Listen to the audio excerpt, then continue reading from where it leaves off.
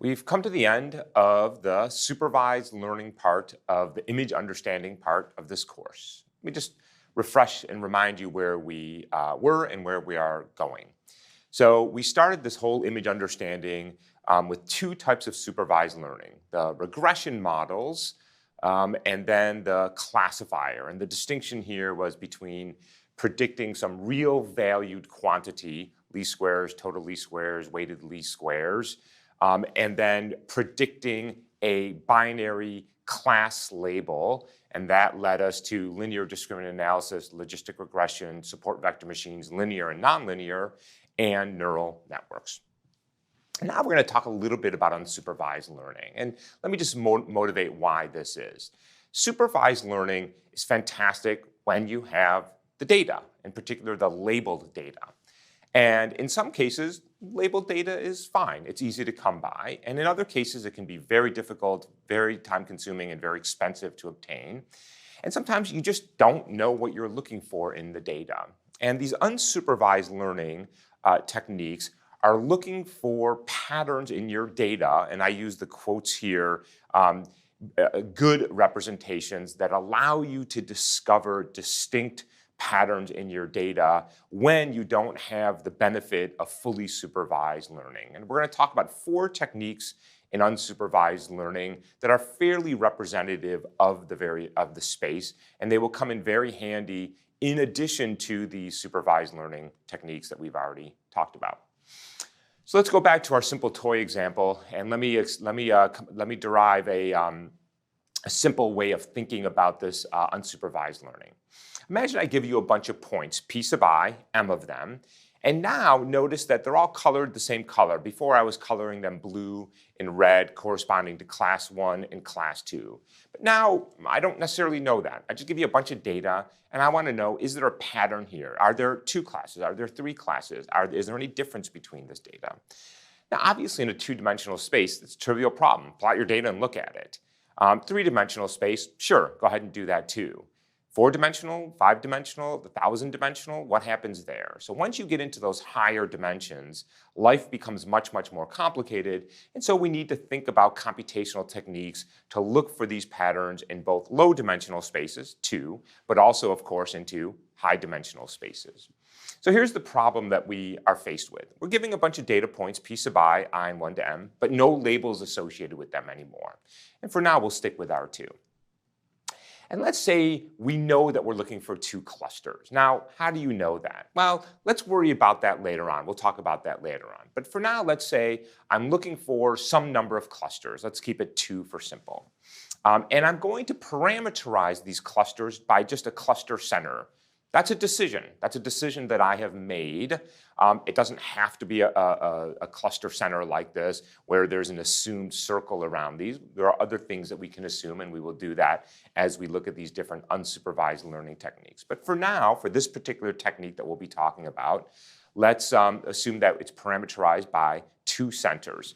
C1, notice that C1 is a vector because I'm in a 2-dimensional space, and C2, and of course now I've color-coded the centers blue and red because they correspond to the labels that we are going to associate.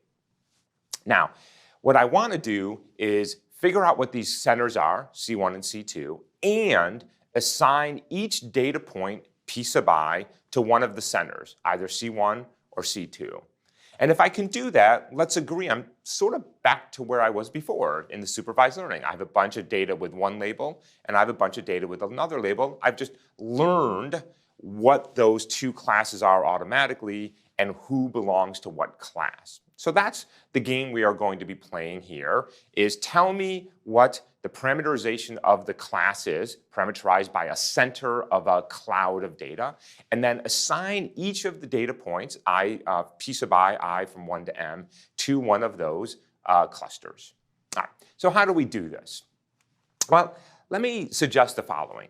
If we know the cluster centers, can we agree that cluster assignment is trivial? So that is, if I give you that one cluster is C1 parameterized by, say, U1, V1, of course this is the U axis, this is the V axis, and the other cluster is C2 parameterized by U2, V2, that's the red point right there.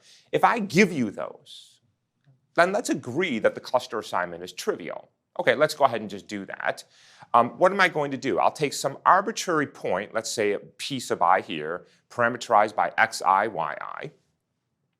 And what am I going to do? What's the obvious thing to do? Compute the distance to this cluster, let's call that D2, and compute the distance to this cluster, let's call that D1. Of course, that's just the Euclidean distance, and this, of course, works in an arbitrary dimensional space. Just the sum of the square of the deviation between the various components here, and then square root. And so I know how far I am from D1, I know how far I am from cluster 1, how far I am from cluster 2, and then the obvious logic here says that if D1 is less than D2, then P sub I belongs to cluster 1, otherwise it belongs to cluster 2. What am I implicitly assuming here? I'm implicitly assuming that I can model these clusters as circles, spheres, or hyperspheres, depending on my dimensionality. Seems like a pretty obvious thing to do. Is the sphere or circle the right thing to do? That's a different question right now, but we'll come back to that later on. So if I know the cluster centers, then the cluster assignment is trivial. Okay? On the other hand, if we know the cluster assignment, that's what I just said. So now, if we know the cluster assignment, then cluster estimation is easy. Okay, so now what do I mean?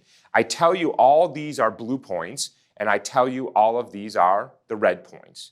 And now your job is to tell me the cluster center, the parameterization of the cluster.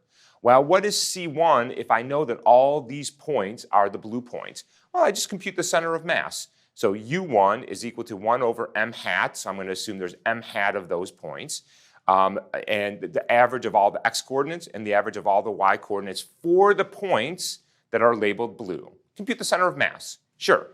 And for C2, compute the center of mass for m tilde points that are in here that are labeled red.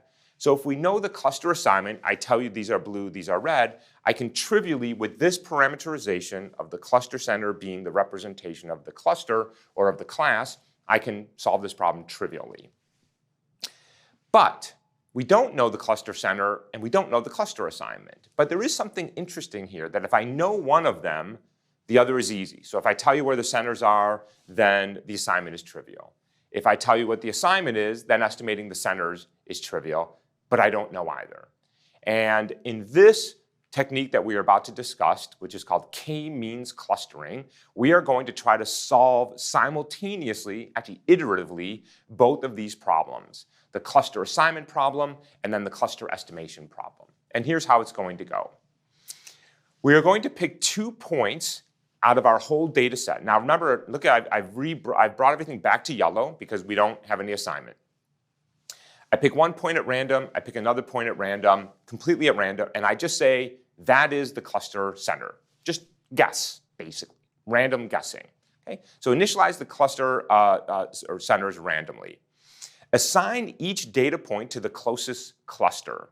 Now how do I do that? Well, remember what we just said. We said that if we know the cluster center, well, then the assignment is trivial. Just find the one that's closest. So do that here and do that here. So now all of these got colored blue, all of these got colored red. Okay, now re-estimate the cluster center. How? Well, remember, if I know the cluster assignment, I can re-estimate the cluster center. Just take the center of mass. So re-estimate the center, and repeat until the assignment doesn't change. Now in this case, I got lucky. Why? Because I picked 1 point here and I happened to pick 1 point here, and essentially the initial cluster got well assigned and I only needed a few iterations. Now, no guarantee that I get lucky, no guarantee that I have these very nicely separated things, so we'll look at what happens in practice when you go to implement this. But this is the idea behind k-means clustering.